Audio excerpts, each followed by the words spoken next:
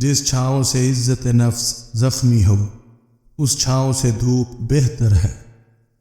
ہر چیز کا صدقہ ہوتا ہے اور عقل کا صدقہ یہ ہے کہ جاہل کی بات کو برداشت کرو۔ جانتے ہو اذیت کیا ہے؟ کہنے کو بہت کچھ ہونا لیکن خاموش رہنا۔ صبر کا گھونٹ دوسروں کو پلانا آسان ہے، خود پیتے ہوئے پتہ چلتا ہے کہ ایک ایک قطرہ پینا کتنا بھاری پڑتا ہے۔ اللہ پاک ناراض ہونے پر روٹی نہیں چھینتا بلکہ سجدے کی توفیق چھین لیتا ہے۔ جتنا ملے قبول کر لینا چاہیے، ہو سکتا ہے یہ بھی ہماری اوقات سے زیادہ ہو۔ ہم تو گناہ گار بندے ہیں، اس کا فضل تو ہر وقت ہمارے عیب چھپاتا ہے۔ تجربہ انسان کو غلط فیصلے سے بچاتا ہے، مگر تجربہ غلط فیصلے سے ہی حاصل ہوتا ہے۔ زندگی کبھی کبھی ایسی ٹھوکر مارتی ہے کہ انسان سیدھا سجدے میں جا گرتا ہے۔ ڈگریاں در حقیقت تعلیمی اخراجات کی رسیدیں ہیں، ورنہ علم تو وہی ہے جو عمل سے ظاہر ہو۔ یہ غم اور مصائب ہمیں ہماری اوقات میں رکھنے کے لیے آتے ہیں۔ جب کبھی ہم انا میں اڑنے لگتے ہیں یا جفا میں حد سے بڑھ جاتے ہیں تو یہ ہمیں ہمارے مقام پر واپس چھوڑنے آ جاتے ہیں۔ انسان پریشان ہوتا ہے تو راستہ بدل لیتا ہے، منزل بدل لیتا ہے، دوست بدل لیتا ہے، ارادہ بدل لیتا ہے، لباس بدل لیتا ہے، حتیٰ کہ اپنا گھر بھی بدل لیتا ہے، مگر افسوس خود کو نہیں بدلتا۔ انسان دو پاؤں کا جانور ہے، اس کا ایک پاؤں تدبیر سے اٹھتا ہے اور دوسرے پاؤں کو اس کی قسمت اٹھاتی ہے۔ اتنا خوبصورت احساس ہے کہ ہم اللہ تعالیٰ سے اپنے دل کی بات کرتے ہیں اور وہ سب کچھ پہلے سے جانتا ہے، لیکن پھر بھی ہمیں سننا چاہتا ہے۔ فاتحہ لوگوں کے مرنے پہ نہیں، احساس کے مرنے پہ پڑھنی چاہیے، کیونکہ لوگ مر جائیں تو صبر آ جاتا ہے، مگر احساس مر جائے تو معاشرہ مر جاتا ہے۔ اشفاق احمد کہتے ہیں، ایک بات ہمیشہ زندگی بھر یاد رکھنا، کسی کو دھوکہ نہ دینا۔ دھوکے میں بڑی جان ہوتی ہے، یہ کبھی نہیں مرتا، گھوم کر ایک دن واپس آپ کے پاس ہی پہنچ جاتا ہے، کیونکہ اس کو اپنے ٹھکانے سے بہت محبت ہوتی ہے۔ دنیا کا ہر تعلق ایک غلامی ہے، آپ جتنا زیادہ تنہا ہیں اتنے ہی زیادہ آزاد ہیں۔ کسی تعلق کو بچانے کے لیے 100 دلیلیں دینے سے بہتر ہے کہ دل پہ پتھر رکھ کر جانے والے کو خوشی خوشی رخصت کر دیا جائے۔ تنقید کے لیے علم کا ہونا ضروری ہے، جبکہ نکتہ چینی کے لیے جہالت ہی کافی ہے۔ جو شخص ہمیشہ نکتہ چینی کے موڈ میں رہتا ہے اور دوسروں کے نقص نکالتا رہتا ہے، وہ اپنے آپ میں تبدیلی کی صلاحیت سے محروم ہو جاتا ہے۔ ایک دن ہم ایک دوسرے کو یہ سوچ کر کھو دیں گے کہ جب وہ یاد نہیں کرتا تو میں کیوں اسے یاد کروں۔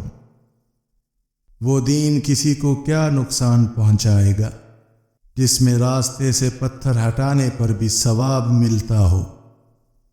جو ذہن اپنی لذتوں کا غلام اور جو روح اپنی خواہشوں کی قیدی ہے، وہ ایک بنجر زمین کی مانند ہے۔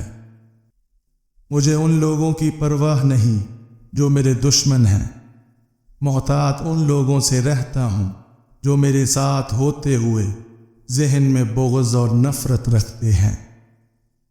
سچ بولنے کا شوق ہو تو اپنے بارے میں بولو، لوگوں کی زندگی عذاب مت بنائیں۔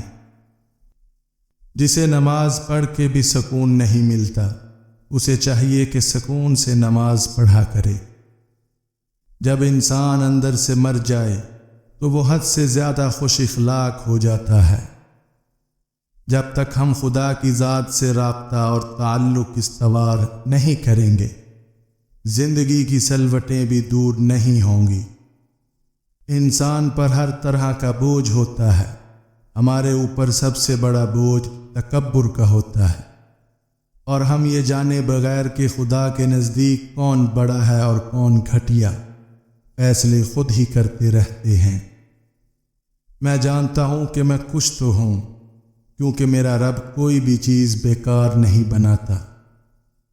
منزلیں چاہے کتنی بھی اونچی کیوں نہ ہوں، راستے ہمیشہ پیروں کے نیچے ہوتے ہیں۔ نیکیاں کرتے جاؤ، دریا میں ڈالتے جاؤ۔ جب کبھی زندگی میں طوفان آیا تو یہی نیکیاں کشتی بن جائیں گی۔ معافی اور درگزر ایک پھول کی مانند ہیں۔ جو لوگ معافی مانگنے سے محروم ہو جاتے ہیں، وہ انسان کے درمیان رابطے اور تعلق کا پل توڑ دیتے ہیں۔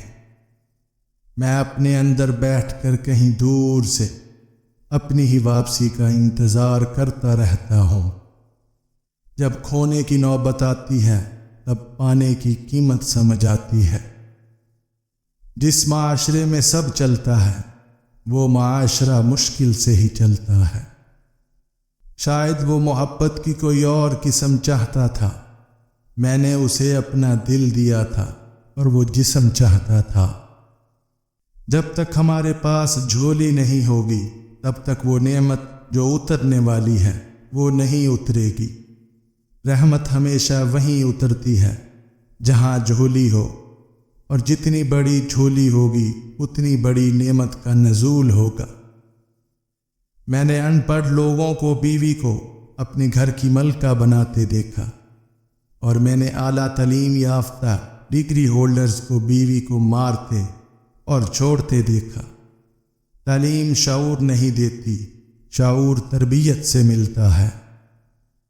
درد وہ ہوتا ہے جو ہمیں دوسروں کو تکلیف میں دیکھ کر ہوتا ہو، ورنہ اپنا درد تو جانوروں کو بھی محسوس ہوتا ہے۔ بیوقوف لوگ اپنے ذہن پر کنٹرول کرنے کی بجائے لوگوں کے ذہن پر طاقت آزمائی شروع کر دیتے ہیں۔ اللہ کی آواز سننے کی پریکٹس کرنی چاہیے۔ جو شخص اللہ کی آواز کے ساتھ اپنا دل ملا لیتا ہے اسے کسی اور سہارے کی ضرورت نہیں رہتی۔ زندگی کے اکثر مقامات پر میں نے جانا کہ میرے ساتھ اللہ کے سوا کوئی نہیں ہے، اور تبھی مجھے اندازہ ہوا کہ صرف اللہ کا ہونا کس قدر بہتر ہے۔ اچھی بات تو سب کو اچھی لگتی ہے، لیکن جب تمہیں کسی کی بری بات بھی بری نہ لگے تو سمجھ لینا تمہیں اس سے محبت ہے۔ میں نے پوچھا بابا جی حسد کیا ہے؟ کہنے لگے رب کی تقسیم سے اختلاف رکھنا۔ محبت سے غم اور اداسی ضرور پیدا ہوگی، وہ محبت ہی نہیں جو اداس نہ کر دے۔ انسان دوسرے انسان کو جو سب سے بڑا تحفہ عطا کر سکتا ہے وہ وقت ہے۔ اس سے قیمتی تحفہ انسان کو نہیں دے سکتا۔ ہم میں سے زندہ وہی رہے گا جو دلوں میں زندہ رہے گا، اور دلوں میں وہی زندہ رہتے ہیں جو خیر بانٹتے ہیں اور آسانیاں بانٹتے ہیں۔ امید جب اللہ سے جڑی ہو تو ٹوٹنے کا امکان نہیں ہوتا۔ شدید دکھ ہوتا ہے جب ہم کسی پر اندھوں کی طرح اعتماد کریں اور وہ ثابت کر دے کہ ہم واقعی اندھے ہیں۔ ہر ایک چیز اپنے وقت پر ہی اچھی لگتی ہے۔ نیکی کمانے کا وقت جوانی ہے۔ افسوسناک بات یہ ہے کہ ہم نیکی اس وقت کرتے ہیں جب برائی کے قابل نہیں رہتے۔ زندگی آخر کار رلا ہی دیتی ہے، پھر چاہے ہم اپنے ماں باپ کے کتنے ہی لاڈلے کیوں نہ ہوں۔ میں علم سے اتنا متاثر نہیں ہوں جتنا کردار سے ہوں۔ علم کم تر چیز ہے، کردار بڑی چیز ہے۔ اگر تم نیکی، پاکیزگی اور تقوی کے بغیر خدا کا نام لیتے ہو تو پھر خدا ایک نام ہی ہے، اس کے علاوہ کچھ نہیں۔ مسلمانوں کے نہ رکنے والے زوال کی وجہ یہی ہے کہ ہم نے آسانیاں تقسیم کرنے کی بجائے رکاوٹیں کھڑی کرنے کا فن سیکھ لیا ہے۔ مسلمانوں کا ہر فرقہ ایک دوسرے کو کافر کہتا ہے، بس ایک کافر ہی ہم سب کو مسلمان کہتا ہے۔ عورت خود ایک بہت بڑی طاقت ہے، اتنی بڑی کہ مرد پیدا کرتی ہے۔ اکثر لوگوں میں تکبر ہوتا ہے، مگر ان کا نفس ان کو پتہ نہیں چلنے دیتا۔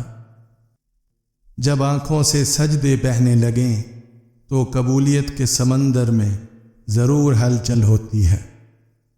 ہماری خوش قسمتی یہ ہے کہ ہم اللہ کو ایک مانتے ہیں، اور بدقسمتی یہ ہے کہ اللہ کی ایک نہیں مانتے۔